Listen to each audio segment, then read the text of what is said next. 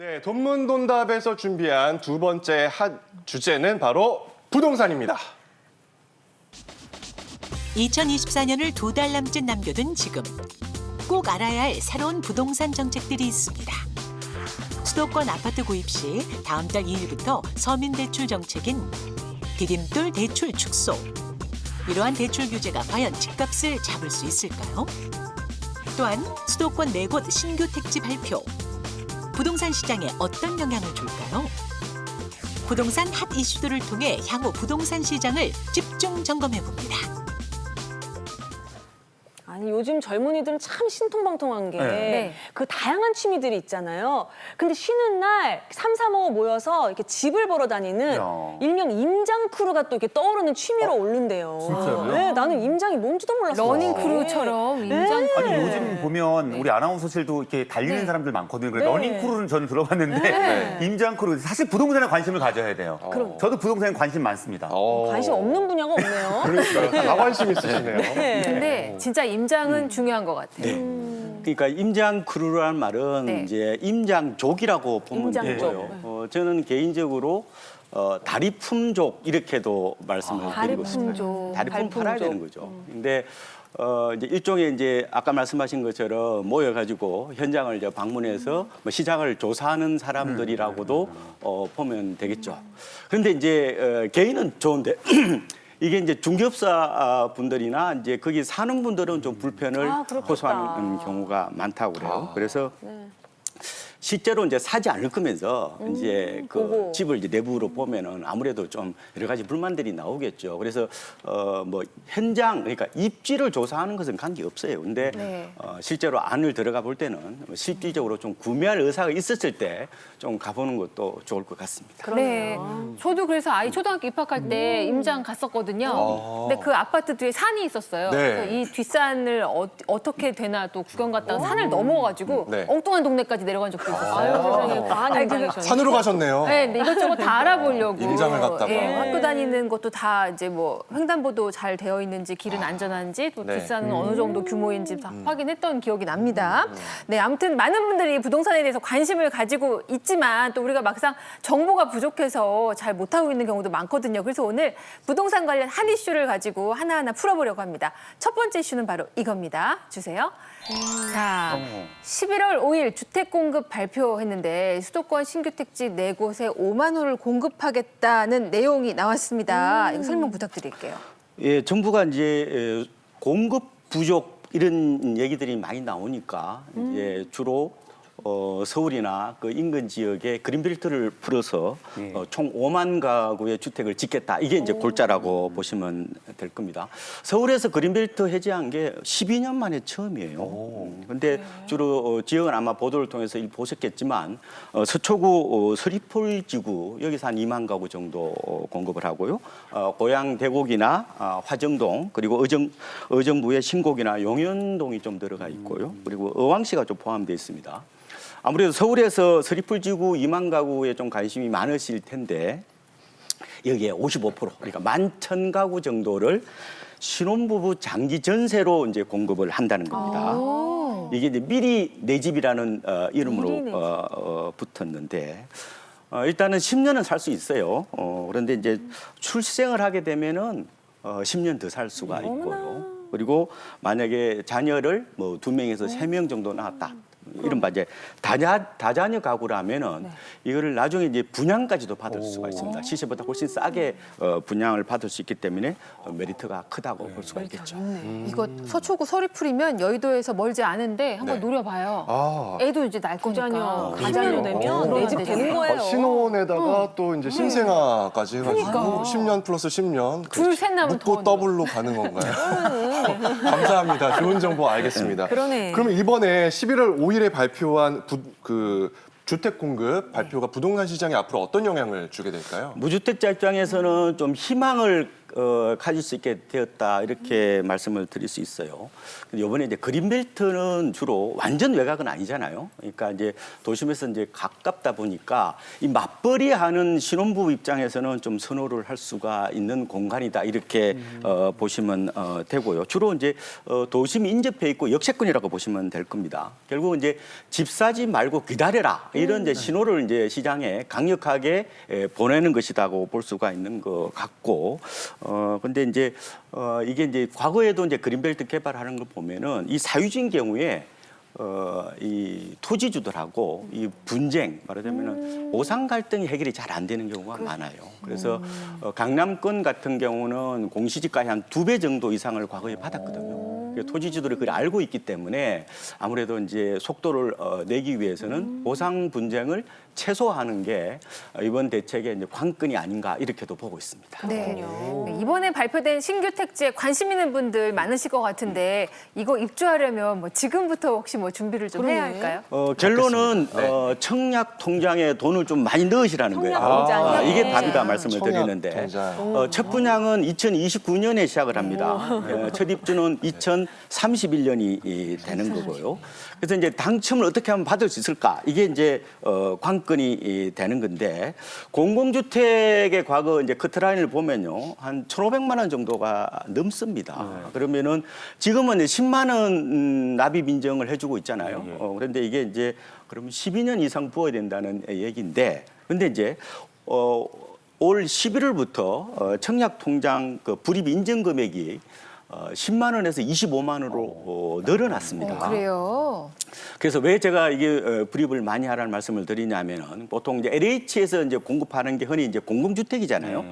이런 분양주택은 40제곱미터 초과. 그러니까 이러면 아마 18평형 정도가 될 겁니다. 그 넘는 것은 이 당첨자를 가릴 때에 저축 총액으로 하는 거예요. 많이 넘는 사람이 어떻게 보면 당첨된다고 보시면 되고, 근데 40제곱미터 미만은 이제 불입 횟수에 따라 결정이 된다. 이렇게 말씀을 드리고, 그러니까 공공 분양에 좀 관심이 많으시면은 25만 원까지 좀 풀로 청약하시는 것도 나쁘지 않다 이런 말씀을 드리고, 그리고 올해부터 소득공제가 또 더 늘어났잖아요. 종전에 240만 원에서 이제 300만 원까지 인상이 됩니다. 그래서 아무래도 뭐 청약 당첨 가능성도 높이고 또 연말에 소득 공제까지 받을 수 있으니까 일석이조 효과가 있다고 그러네요. 보고요. 다만 아까 우리 신혼부부 말씀을 하셨잖아요. 신혼부부라든지 다자녀 같은 경우에는 청약 통장에 납입한 6개월이면은 신청을 할 수가 있다. 얼마 안 이렇게 되네. 말씀을 드리겠습니다.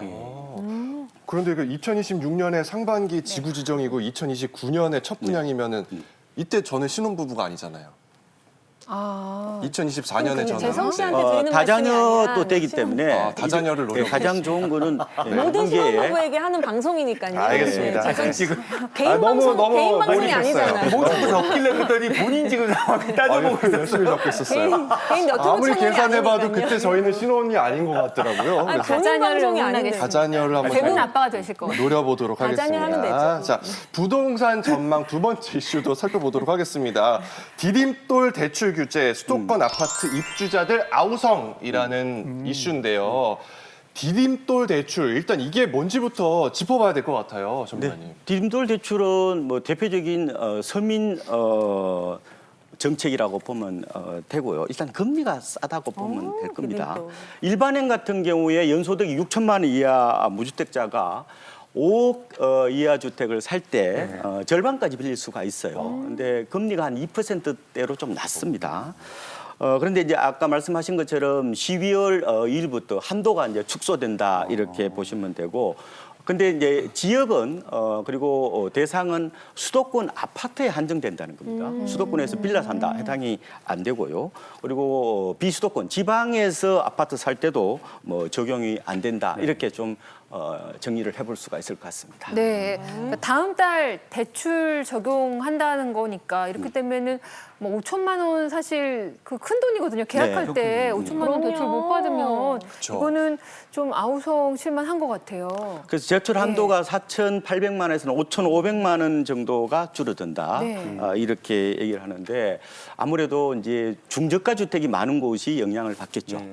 서울은 보통 5억 초과 아파트가 그렇게 많지는 않아요. 주로 경기하고 인천 쪽으로 좀 몰려 있다 이렇게 보시면 될 것 같고, 근데 이제 딤돌 대출을 받을 수가 없어요. 그럼 어떡할래? 대출이 안 되는 건 아니고요. 일반 대출로 받으시면 금리가 될것 같습니다. 높잖아요. 그렇죠. 금리가 한 2% 정도 높기 때문에 일단 창구에 가서 협의해 보시는 건 좋을 것 같아요. 우선적으로 딤돌 대출이 이제 금리가 싸니까 그래서 신청을 해보고 한도 안 나온다. 그러면은 일반 대출이라도 내서 어쨌든 뭐 결정을 하실 거는 해야 될 것 같습니다. 네. 이 디딤돌 대출 규제에서도 신생아 가구에게는 혜택이 있다고요? 네, 그렇습니다. 그 디딤돌 대출 같은 경우는 아까도 말씀드렸지만 소득 제한 규모도 있고요. 그리고 네. 총량도 이제 제한이 되는데, 그런데 중요한 게 있죠. 바로 아이를 낳으면 이 신생아 특례 대출을 이제 받을 수 있게 돼요. 근데 신생아 특례 대출은 사실상 디딤돌 대출 안에 있는 대출이지만 사실상 이런 어떤 규제 정책에서 좀 벗어나 있습니다.